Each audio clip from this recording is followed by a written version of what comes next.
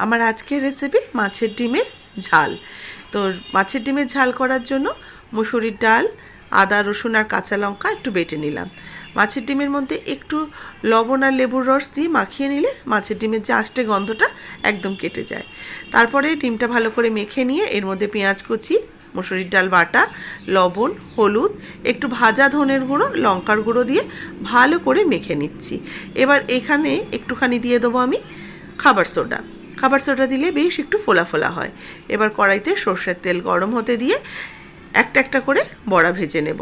বড়াগুলোকে বেশ সোনালি করে লাল লাল করে ভেজে উঠিয়ে রেখে দেব।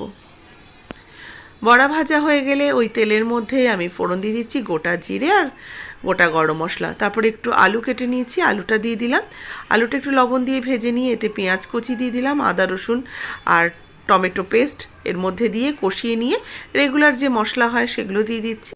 রেগুলার মশলা হলুদ, ধনে, জিরে, একটু কাশ্মীরি লঙ্কার গুঁড়ো দিয়ে ভালো করে কষিয়ে নেবো।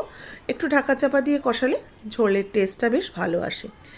ভালো করে কষানো হয়ে গেলে ঝোলের জন্য জল দিয়ে দিলাম। ঝোলটা ফুটে উঠলে দিয়ে দেবো ভেজে রাখা মাছের ডিমের বড়াগুলো। ঝোল ভালো করে ঝোলের মধ্যে বড়াগুলো দিয়ে ফুটিয়ে নিয়ে একটু কাঁচা লঙ্কা চেরা আর ঘি গরম মশলা দিয়ে নামিয়ে সার্ভ করছি।